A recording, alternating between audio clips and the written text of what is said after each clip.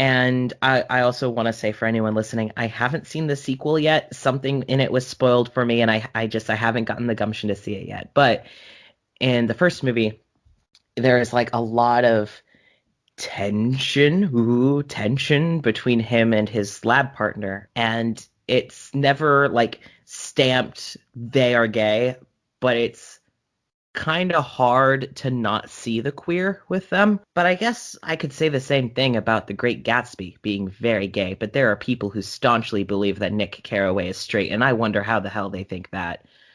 Um,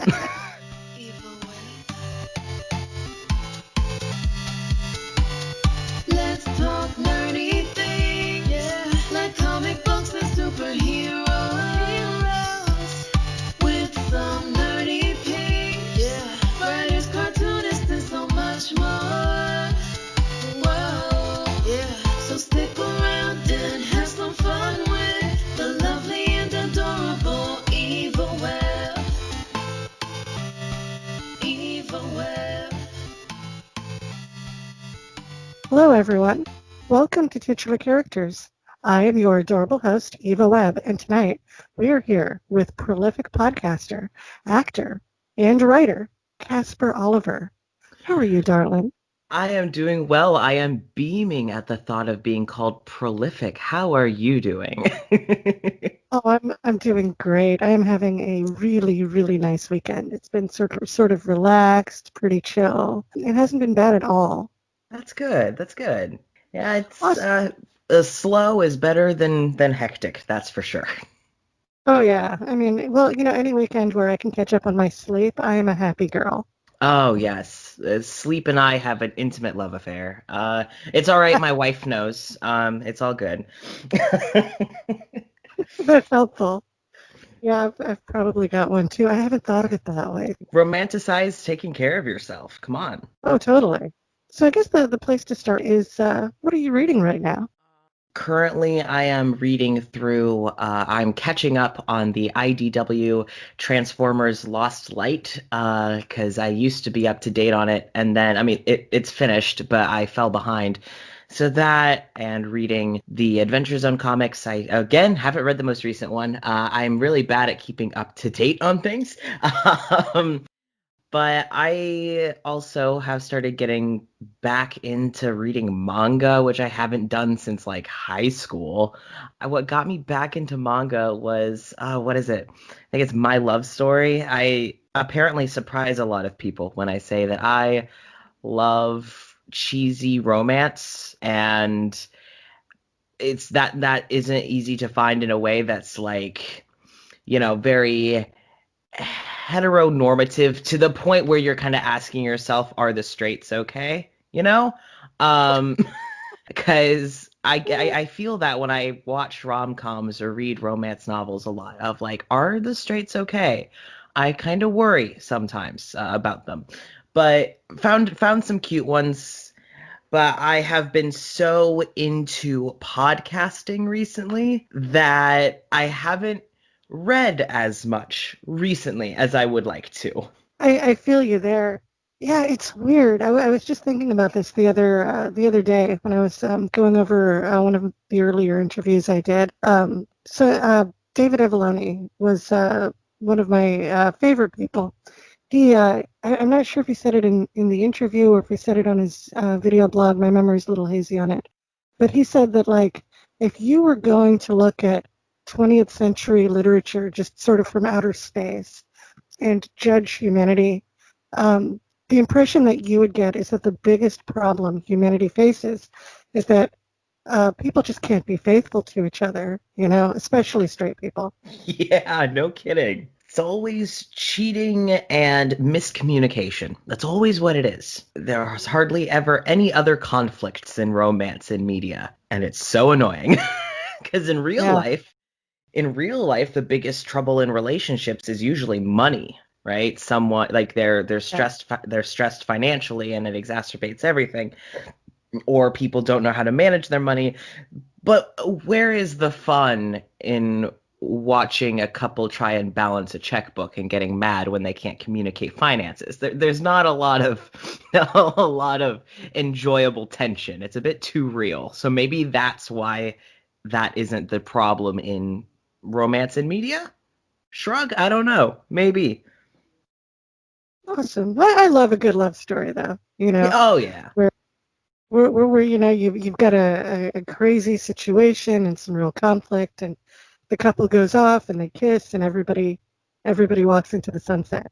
You know. Yeah. Like recently, my wife, our roommate, and I watched I think it was called Set It Up. It's a Netflix movie featuring like Lucy Liu.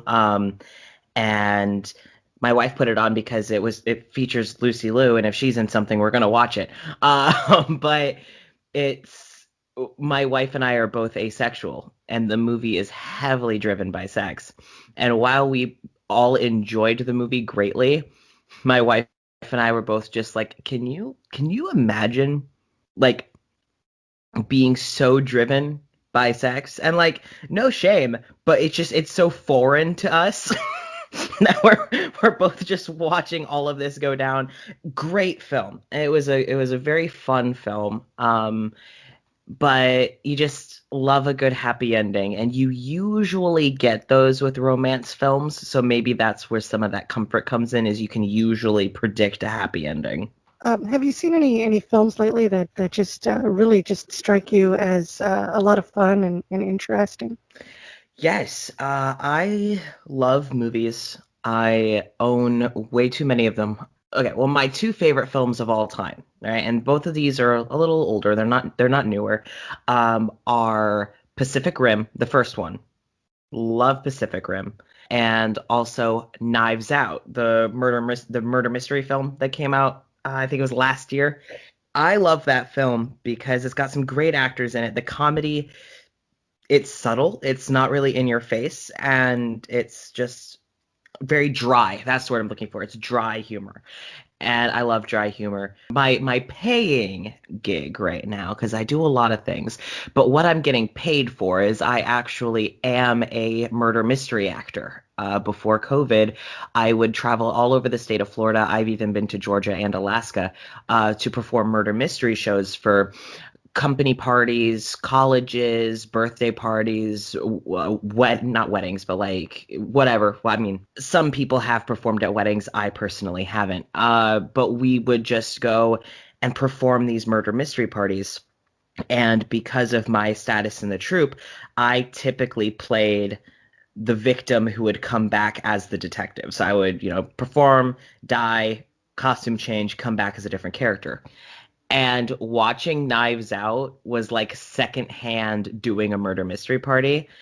And it was just so much fun as a murder mystery actor to watch the movie and try and pick up on all the little clues and see what was important and what was a red herring. And but it was just a lot of fun. Other movies that I've seen recently, since COVID, I've been watching a lot more Netflix TV shows, especially reality TV, like Say I Do or Queer Eye. Goodness, what other movies have I watched recently that I enjoyed? Um, Sorry, all the movies that are coming to mind are like old classics that I've just rewatched recently, like Clue. I thought that one thing you brought up was really interesting, though, how you're a murder mystery actor. Mhm. That is absolutely fascinating. We've got like a troupe here in St. Louis locally that does stuff like that. They go around to different venues and stage murder mysteries, and it's the coolest thing. Is it And I've wanted to go see it so bad, but well, first there was me being lazy and putting it off, and then there was COVID, so I have an right? excuse now. Terrible excuse. Is it the Murder Mystery Company? Because I that's so the yeah. company I work for. But I know they have a troupe in St. Louis, so. Oh yeah, they're amazing from what I hear. They did an interview with the director on NPR, and it just my ears sort of perked up. It just sounded like the most fascinating thing you could do for dinner, you know? Yeah, oh, it's a lot of fun. It's the first time, okay, so I've wanted to be an actor since I was very young. There are photos of me taken at like age 6 performing in front of my grandparents in their house. There are photos of me performing at age 4, for, well, quote unquote performing as much as a 4-year-old can, what you can expect of them, for a church performance. Like I have been performing since I was a teeny tiny tyke. I'm also the kind of person who's constantly trying to try new things. I always want to pick up new skills, and just kind of broaden my horizon. And the funny story about me joining the murder mystery troupe is I had been doing community theater, trying to get into voice acting, and all this other stuff. I saw online that they were hosting auditions for the murder mystery troupe. And I submitted my whole thing of, hey, I'm going to come audition at this time. I filmed the day before and got sick as a dog. I don't know if I caught something or ate something, but I got sick, so missed the auditions.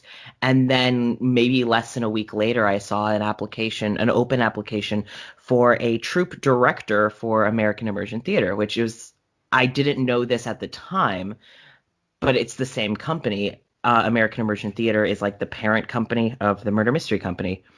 So I applied to become director for this troupe, got the job, and learned that I became director for the troupe that I had missed auditions for. I have since stepped down from director to actor because of COVID and juggling podcasting and all that. But being the troupe director for the Florida Troupe for Murder Mystery Company has been positively life-changing. And I have I could probably talk your ear off for like 6 hours just telling work stories of different performances and different people I've worked with and people that I've performed for. So it's wild. And also the Florida troupe has, and this is true across the whole country, but especially the Florida troupe has so many queer people in it. It's amazing. I have performed shows where it's entirely a trans cast. Like 4 of us go Oh, perform, wow. we're all trans. And it's like there was this one time that there was like I think 5 or 6 of us on a show. It was 6. It was 6 of us in a show because we had to take 2 cars and drive like 8 hours to perform. And like we were hanging out at the hotel afterwards, and we started teasing one of the people that was on the show because there was only like one straight person on the show. One not queer person. and and we're and it was just so, it's so refreshing. And when I say tease, it was like the playful heckle, right? He's a great dude, but it's just so refreshing to be in a space where you're not the queer person. It's when you are surrounded by so many other queer people and then get to perform, and performing murder mysteries with people can be a very intimate experience because, well, performing with anyone, especially when it's like film or especially stage and immersion, is so intimate because you spend time rehearsing with these people, you build your characters together, and especially with the murder mysteries, the Florida troupe tends to give their characters backstories. So we will sit during these anywhere from 30-minute car rides to driving 7 hours to Key West, sitting and just talking and building these character backstories, and then you go and become these people and stay these people anywhere. I have performed a show that I was only in character for an hour. I have also performed shows where I had to stay in character for over 4 hours because the show started early and ran late, and just you stick to the character, and there's no room to break character because as soon as you break character, it ruins it for the audience. So you have to stay in character for however long you're performing. And then if you're playing the victim, you have to trust your castmates to properly body drag you away and not run you into something. You have to trust that they're going to have your back if like a attendee decides to pin you to a table because they're drunk and think you're attractive. You have to be able to trust them to come pry people off. And it's absolutely delightful. And it's very unique immersion theater, whether it's haunted houses or you go to those old historical reenactments or Ren fairs. And it's something I never saw myself getting into, but now I'm like madly in love with it. And I just realized I rambled for a very long time. I am sorry. Oh my God, no, you're fine. This is fascinating. I'm enthralled. It's got to be refreshing. to work with, a majority queer cast. It really is, especially because so like anyone who listens to my podcasts or knows me, follows me anywhere, it is unavoidable to know about my podcast Jar of Rebuke because it's almost the only thing I talk about on social media is my Midwestern Gothic horror comedy audio drama. The reason it's a Midwestern Gothic is because I'm from the Midwest. I am from small farm town Indiana. I have a lot of very conflicting feelings about Indiana. As a queer trans person, I have feelings about Indiana. But there are things Yeah. that I love about being from a small town.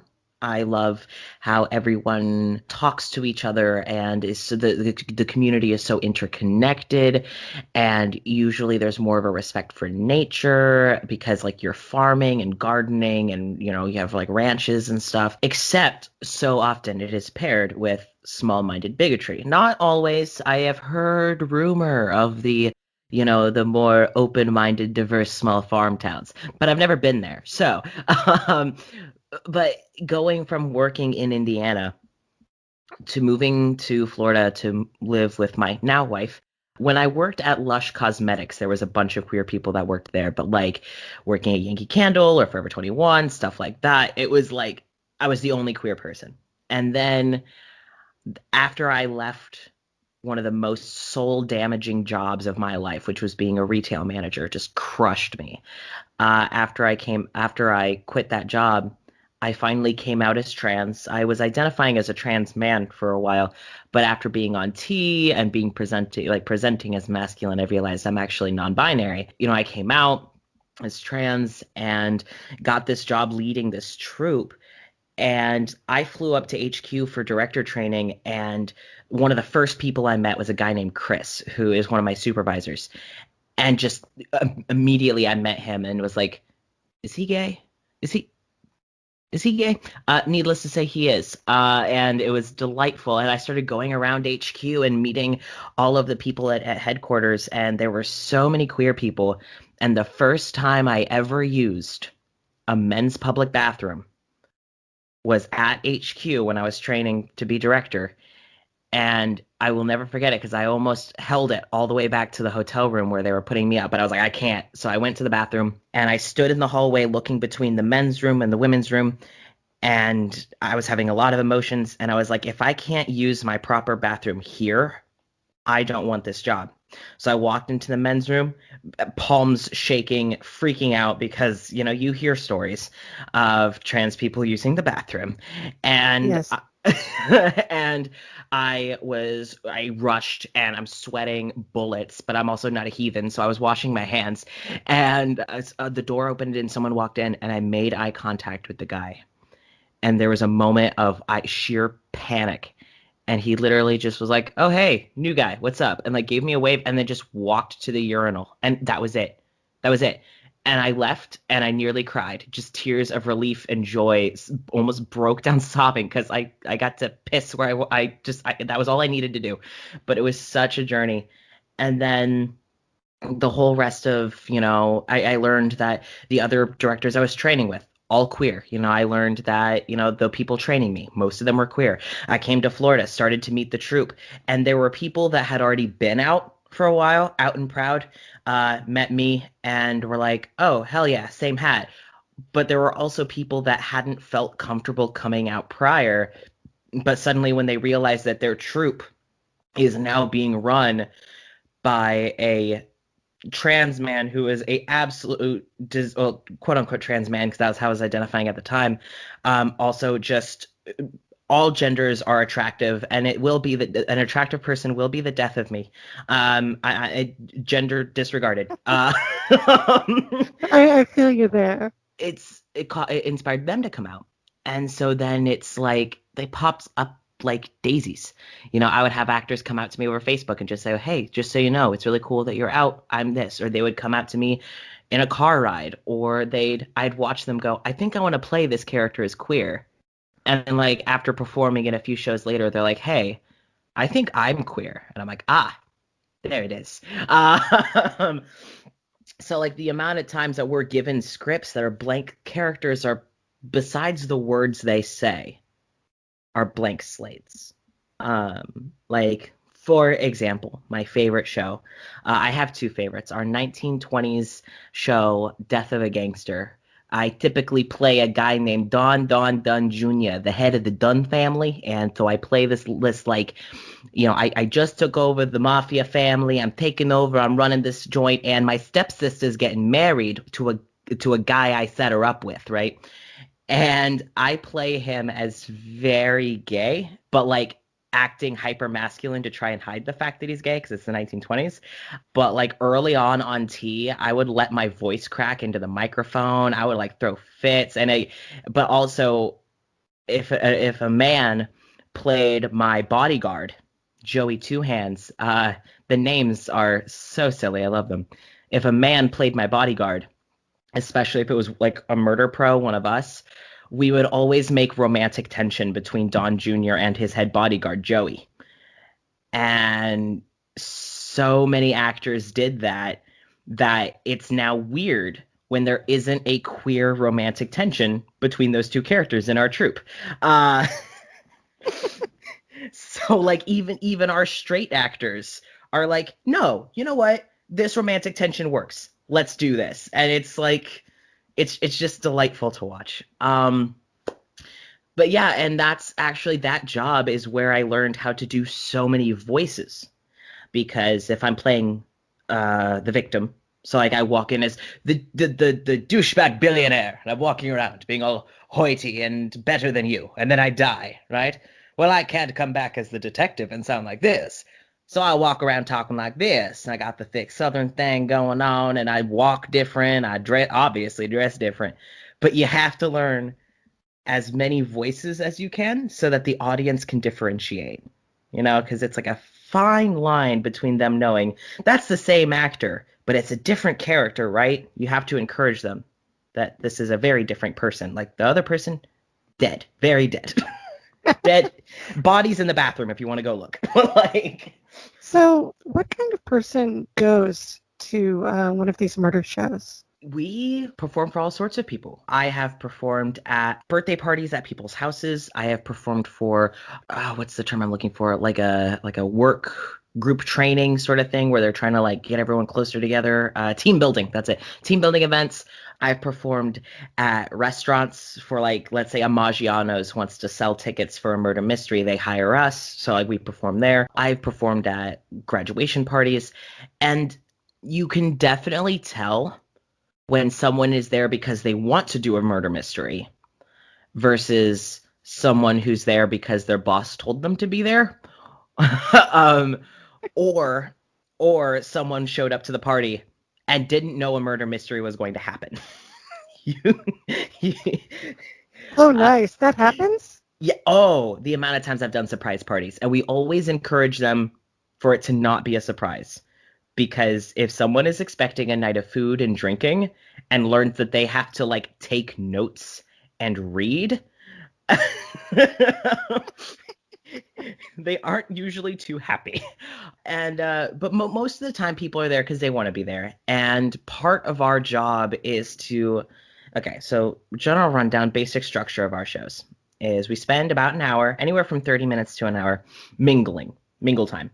And during mingle time is when the actors will be in character, in costume, just interacting with the guests with two purposes. This serves two purposes. One, set the scene. If we're doing a 1920s speakeasy, then I gotta walk around and treat everyone like they are at a wedding taking place in a speakeasy. Oh, you dressed like that to my sister's wedding? Like white leopard print? You thought that was like just kind of like, that playful, also establishing that my character's a jerk.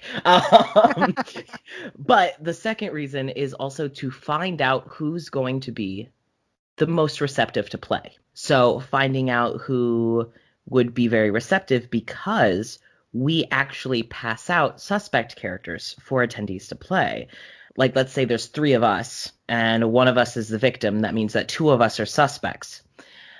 But each show has anywhere from 6 to 9 suspects. Some shows have up to 12 suspects.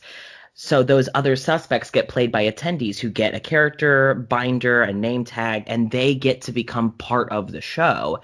And part of that mingle time is figuring out who's going to be really good at it and also who's going to be very bad at it, meaning they don't want to be there. You can tell that they plan to just get drunk.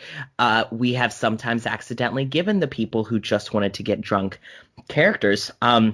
Usually it's the people that play the 8-year-old child are usually the ones who get drunk, and it's weird because it's like, oh, you are little precious Lucy Fur, and little Lucy is so drunk that she can't stand now. Okay. Like, Wow.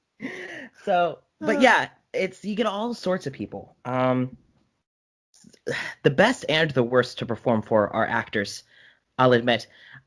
Best when they get into it and let you run the show. Worst when they think they know how it's supposed to be run, but that's just the nature of the beast. I was like, I'm sorry, I realized we were supposed to talk about like comics and queer rep, and I just spent like half an hour gushing about something completely unrelated.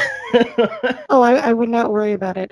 Just like by and large, my podcast is sort of about the creative process. It's about the conversation. It's about whatever gets you excited. And this sounds like a lot of fun. It, The acting thing. it is. Since COVID, I've been performing over Zoom, which it's fun. It's also pays, so that's also a plus. But there is something so I use the word intimate a lot with this job. There's something so intimate about in-person shows because you can put your hand on someone's back or you can have like physical interactions with people. You can shake hands. You can, like if I'm playing an aggressive character, I can like pretend to be all machismo and all that. But if I'm playing someone who's flirtatious, like, 1980s rock star, Poison Rattenstein, right? I'm playing Poison, the rock star, with this absolutely terrible English accent. I could go around and get all flirty with ladies, but then if a man seems receptive, I'll be flirty with him too, because I am an equal opportunity employer as Poison, if you catch my meaning. And I can like be very flirty. And there's been one of my I always say one of my favorite show memories. I have a lot, but one of my favorites was I did an 80s show and we performed at an ice skating rink for a work party. And I was playing Poison and there was 3 actors. And there's a bit where I am supposed to throw a tantrum and climb under a table. And I climbed under the catering table, right, where they had catered Olive Garden. So I'm fake sobbing into a microphone under the catering table. All of these people for their work party are watching this grown man sobbing under a table as the person playing his manager, my talent agent, is like trying to get me to come out from under the table.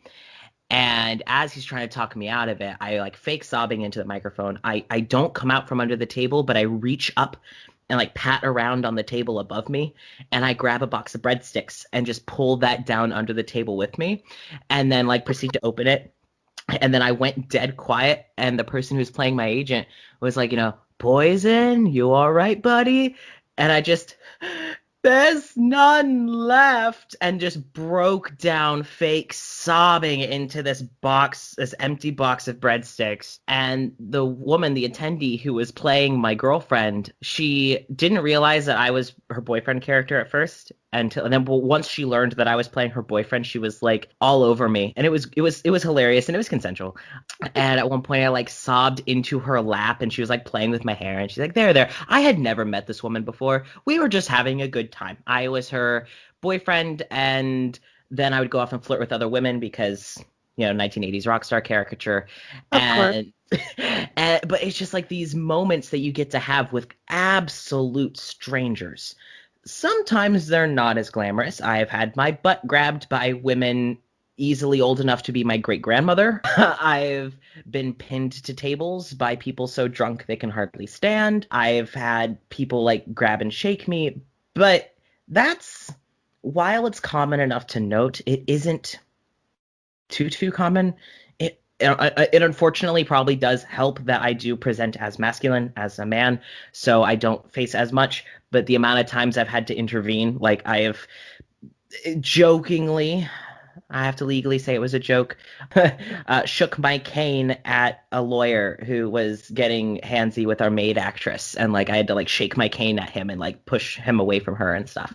So like that stuff happens, and it's not glamorous, it's not fun, but more often than not, it's you get these really rewarding experiences, especially when you have people who want to play and people remember that you are an actor who's playing a character and not just a character. It can be really nice, and I've made friends with attendees. I performed at a 15-year-old's birthday party, and him and all of his friends followed me on Instagram, and like to this day we still interact, and that was like what, last December.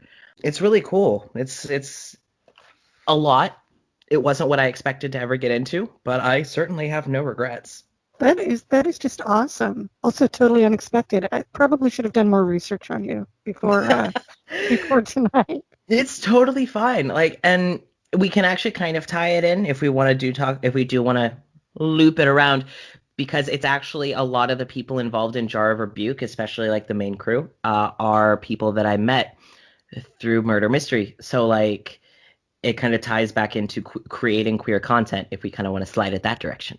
Yeah, that sounds amazing. I just wanted to talk about mainly the process of creating queer content in general. What differentiates what you would consider good queer content from queer content that is sort of subpar or falls short in your mind? Is there a difference? Is all representation good representation? No. Um, easy answer, no. So one of the things I do is I run a podcast called The Queer Thesperience, play on thespian and experience, where I interview queer entertainers. If you are within the queer community, yes, that includes aromantic, asexual, and non-binary. If you are within that, and also within the entertainment industry, I have people come on, and we've actually discussed that a lot with different actors and different whatevers. And I feel like good representation is one that takes the time to address like queer people, whether it's gender or sexuality or romantic orientation, whatever levels that your queerness is in, then you are still a person. All queer people are different because we are people. And yeah, you are going to have queer people who fit the cookie cutter mold that you see as like the gay best friend in movies and stuff. I have friends who are like the gay best friend. You know, I have that, but that's not all we are. Now, there are sometimes there's queer representation in films that's done poorly, but I always feel it's important to kind of acknowledge the time that the piece came out. For example, there's a lot of back and forth with Rocky Horror Picture Show, but if we remember when it came out, the language that was used during that time, the stigma behind it. I don't shun anyone who doesn't like Rocky Horror, obviously, but it's and also like Clue. There are three endings to the Clue movie, and in one of the Clue endings, it's revealed that a person who was, oh, I am gay, and I was being blackmailed because I'm gay, because this is the 50s. I think it takes place either in the 50s or the 60s. I think 60s, but it's like I'm being blackmailed because I'm gay. In two of the three endings, he stays gay. In one of the three endings, he's revealed to not be gay. While I have some questions about it, remembering when it came out, and also it's just a fun movie. Other than that, it's like, yeah, this isn't the best. It's enjoyable. It's okay. But for example, I mentioned I have a love of Pacific Rim. One of the characters in the movie, Newt Geisler, who's one of my favorite characters of all time. Yeah, he's a jerk, but he's also relatable in ways that a lot of characters aren't, for me anyway. He is canonically pansexual, and it's never addressed in the film itself, but it's hinted at. And I also want to say for anyone listening, I haven't seen the sequel yet. Something in it was spoiled for me, and I haven't gotten the gumption to see it yet. But in the first movie, there is like a lot of tension between him and his lab partner, and it's never like stamped they are gay, but it's kind of hard to not see the queer with them. But I guess I could say the same thing about The Great Gatsby being very gay, but there are people who staunchly believe that Nick Carraway is straight, and I wonder how the hell they think that. Um, I I have my problems with The Great Gatsby. You know, it's racist and anti-Semitic in a good amount of ways, but Mhm. damn if it ain't gay. Maybe that's Well, another example. that one's sort of also, a product of the times that created it. Yep, that's true. So I guess when it comes to differentiating what's um we just have to. I'm a firm believer that you can like media that has problematic elements as long as you acknowledge the problematic elements and condemn those. Um, because like I love Silence of the Lambs, Oh, the yeah. movie. I love that movie, but it's got some transphobic issues with Buffalo Bill, and I will be the first to say it is. But I love the movie, and you also have the issue, and I know this might be a hot take, but with queer baiting, like in BBC Sherlock, or heaven forbid, Supernatural, which I have seen one episode of, yet I am angry on behalf of Supernatural fans for that finale. Um,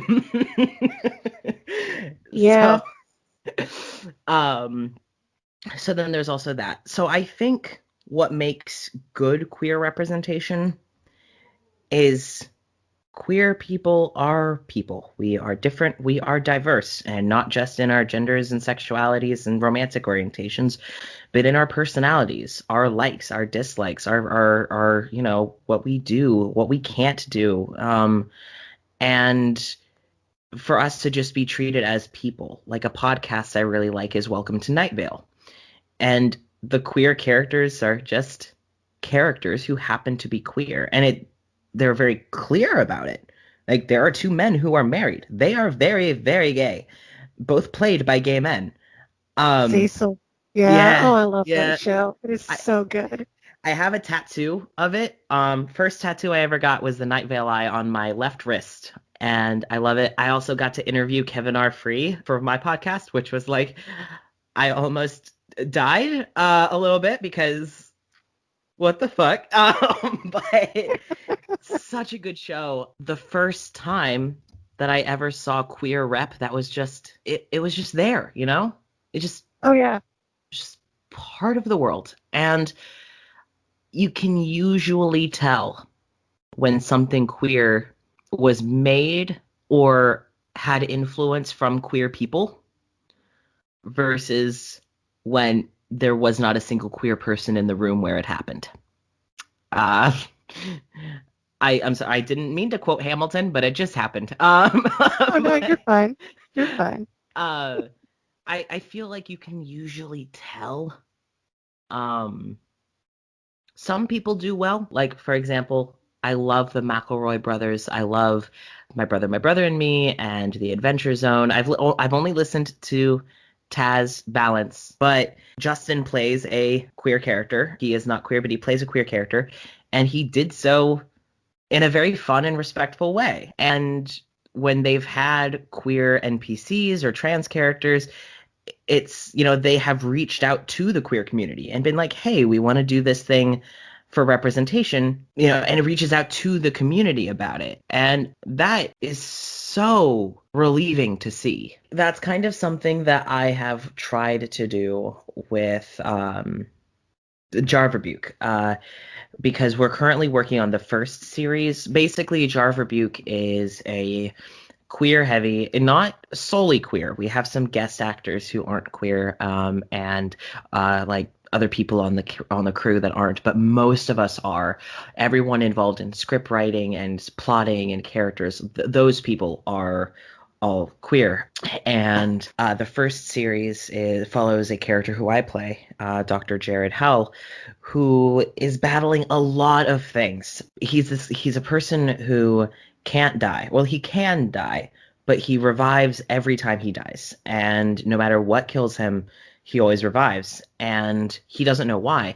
And 2 years ago, he died in a work-related incident and came back and lost all of his memories. He works for a company called The Enclosure that researches supernatural anomalies, kind of like SCP a little bit. And Jared is a field research scientist because if they pit Jared against a very dangerous creature, if the creature kills Jared, it's fine. He'll be able to walk it off. Just give him an hour or so, he'll wake back up. Uh, so he's trying That to sounds like a lot of fun. it is. I really try and balance the horror with the comedy, and all of it's based on real Midwestern legends and lore. So, like the mutated knot deer, or the black-eyed children, or almost all of the creatures that have been touched on in the series are real cryptids and hauntings and rumors and lores in the Midwest, Midwestern U.S. And I also channeled a lot of the small town culture that I grew up with as a kid into it. Small schools, potlucks, snipe hunts, stuff like that. But Jared, on top of trying to remember his forgotten past, he talks about trying to remember his forgotten past more than anything else, in the sense of like kind of coping with what's around him. He's desperately just trying to remember who he was before the incident. But you also see him trying to find his place within the enclosure, the workplace. You also see him trying to find his place within Witchton, which is the town that he's located in, because it's two very different worlds, work versus community. And he's realizing he has a different place in both of them.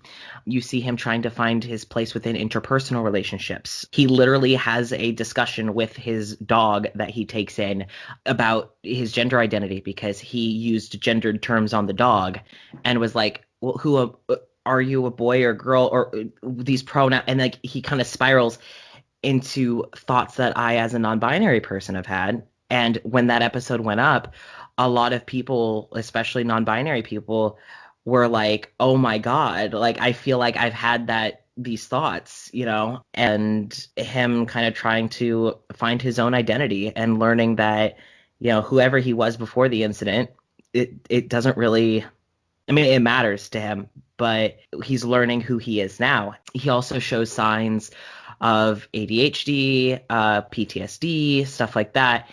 And it's all just kind of working in things that I've dealt with, especially because I'm the writer.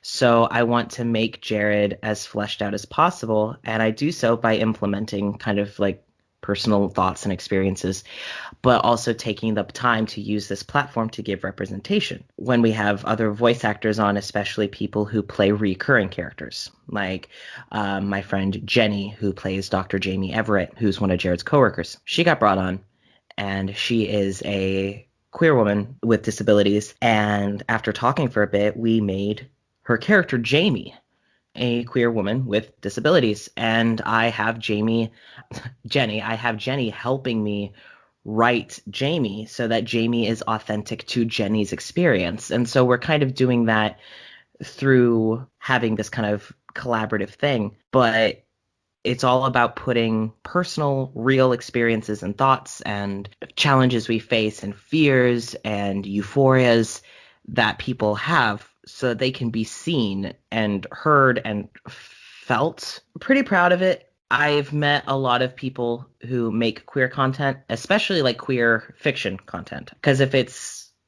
nonfiction, kind of like, this podcast or the Queer Experience, it's different, because that's more just people being people.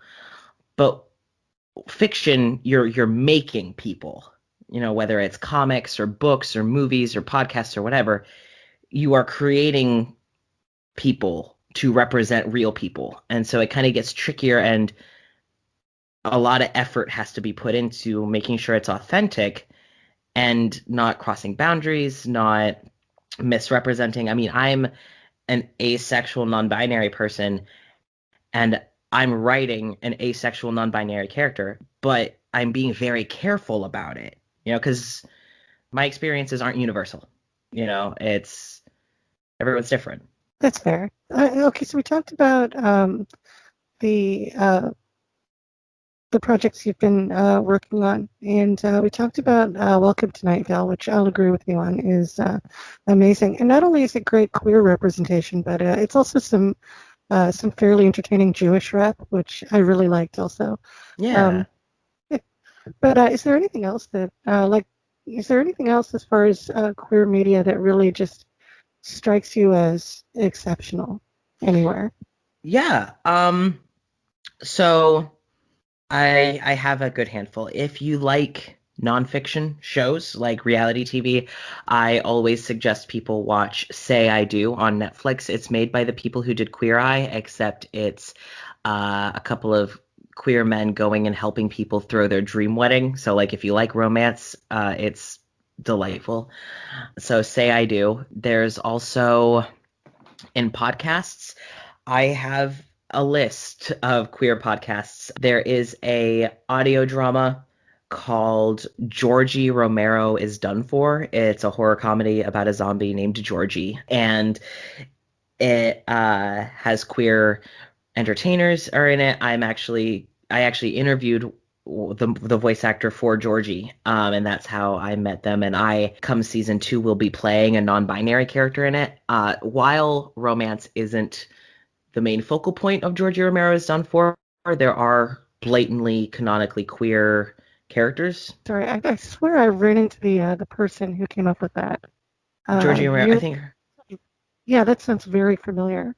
yeah, Kat Walker Shea, I think is the writer's name. But yeah, no, it's a lot of fun. It's basically, I always say, if you like Halloween Town and Hocus Pocus and stuff like that, and you like audio dramas, definitely give Georgie Romero's Done For a listen. There's a podcast called Dos After You, which they release episodes in both English and Spanish. The creator and main voice actor is a queer trans man, and because the character is a queer trans man, and it's a dark horror romance, and it's almost entirely trans cast and crew.